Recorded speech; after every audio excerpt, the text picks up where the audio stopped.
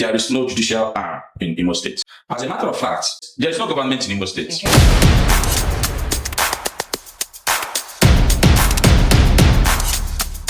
When we shy away from the truth, that means we are endorsing evil. My name is Blessing Iriaka, and this is C-AdvocateTV.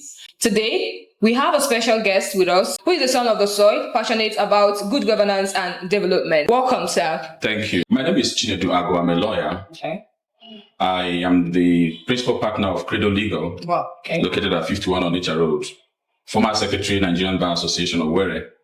I am an advocate for good governance and human rights. I gained my master's degree from Nottingham Trent University in the United Kingdom, currently running my PhD on human rights. Let me first of all talk about people misinterpreting my piece to be very harsh and saying that it could make me enemy of government. The truth is, if that particular piece makes me an enemy of government, I will tell you that government is misapplying enmity. People who are enemies of the government are the people who are telling the government lies. Exactly. The people who are enemies of government are people who are saying, oh, Your Excellency, you are doing well in this area when he's not doing well. These are people who are benefiting from the rot of the system.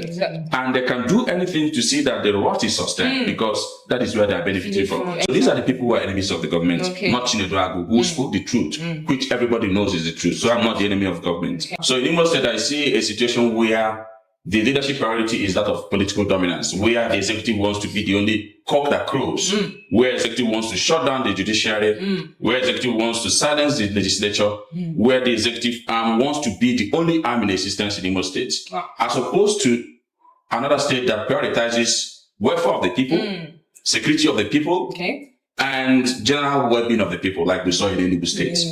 So leadership priority is at the core of governance of any state. If you don't set your leadership priorities right, the governance of the state will be in shambles. Indeed, I did. As a matter of fact, the Ministry of Lands and Judiciary that you mentioned, they are at the core of the development of any state. By virtue of the Land Use Act, all the lands in a state are under the control of the governor, who holds it in trust for the people. What that means is, for anything that has to do with administration of lands in the states, it is run by the government through the Ministry of Lands. And when that particular ministry is shut down, it affects infrastructural development of a state. If you cannot apply for governor's consent, if you cannot do due diligence on lands, of course it will affect infrastructural development. So when the state is saying, oh, we are doing infrastructural development and your Ministry of Land is shut, and the governor declares himself to be the commissioner for lands, you are paying lip service to infrastructural development of that state. Judiciary, very important. Of course, we understand the role of judiciary in every state. At the moment, there is no judicial arm in Imo State. And the importance of judiciary in any state cannot be overemphasized. If your rights are trampled on, it is the courts that you run to. For instance, there is demolition, or there are demolitions going on here and there in Imo State. At the moment, we are on vacation. There are no vacation courts where people can run to for the protection of their rights to challenge the demolition that is ongoing in the states.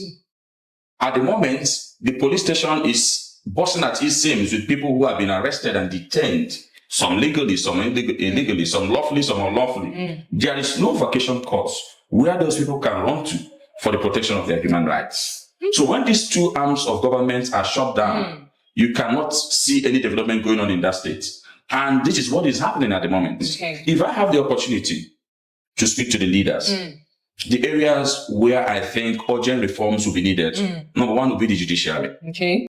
Appoint an acting chief judge for Imo State. Without the judiciary, we don't have government. As a matter of fact, Imo State, there is no government in Imo State. Because it's common knowledge that there are three arms of government: legislature, judiciary, and executive. At the moment, Imo State looks like a man climbing a tree with one leg. And you cannot climb a tree with one leg. We are climbing the tree with only the executive. And the executive with which we are climbing this tree is even not doing well. There is no legislature. The legislature has been silenced. They no longer do the oversight functions. Of course, if the legislature is truthful to the oversight functions, they would have called the executive to order. Why have you not obeyed the directive of the NJC? So there's no legislature. There's no judiciary. So the government, there's no government in Imo State. Imo State is as worse as being run by a sole administrator. It's worse than being run by a sole administrator, where it is the only executive that crows, that says what should be done, and checkmates itself. You cannot checkmate yourself. That is the essence of having three arms of government. So we are asking, the area I will ask that there will be urgent reforms are on number one, judiciary. Appoint for us an acting chief judge. Without an acting chief judge, the judiciary does not exist, and nothing goes on in that area.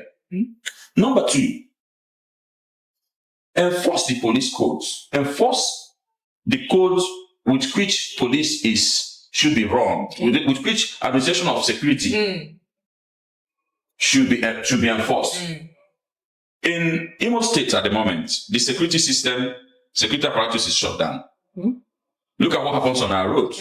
And I wonder what happens during their state security council meetings. The governor is there, the deputy governor is there, the SSG is there, the SA on security is there, the attorney general is there, DSS director is there, CP is there, and the NSCC district director is there. So what do they discuss when they come for security council meetings? Does the attorney general not direct them on how on how to obey and preserve and respect the rights of the citizens? Go to our roads and see what happens. There are checkpoints here and there where people are making money, where police are preying on people, where we are working as predators on average Nigerians. So that area needs urgent reform. Lands needs urgent reform.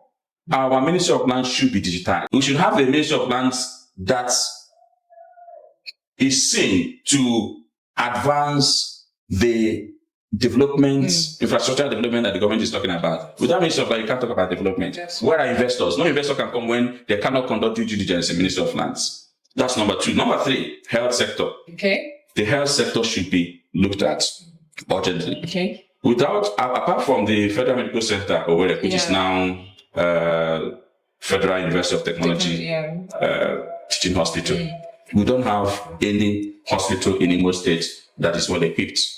That area should be looked into. Beyond infrastructural development, is there any human capital development going on in the state?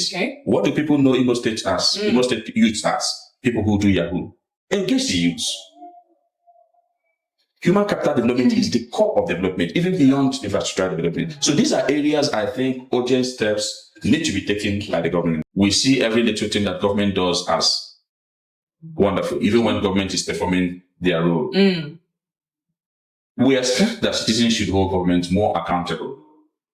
We expect that citizens should help civil society organizations, and that civil society organizations should also get involved with demanding for accountability from governments. Our government seems to be more interested in ribbon-cutting projects, building unsustainable roads without maintaining the roads. I can sit here to read out to you roads in Imo State that are not passable. But when a small road is done, people applaud. And when you say, let us do more than this, they say you are attacking government, that you're an enemy of government. Government shouldn't see anybody who is asking for accountability as an enemy. I'm entitled to do that by virtue of the Freedom of Information Act. You can demand for how expenditures are met that concern you, for instance, in my local government. So these are the things I think citizens should do, and government should also be disposed favorably to people who do those things. That is how both citizens and government can ensure that there is good governance in any state. Wow, thank you so much, Barrister Chinedu Ago. And this is where we're going to call it a wrap on this particular talk. What all we are clamoring for, the long run, is for good governance, human rights to prevail, the rule of law to prevail, and for corruption to come to an end. My name is Blessing Ireka, and this is still C-AdvocateTV.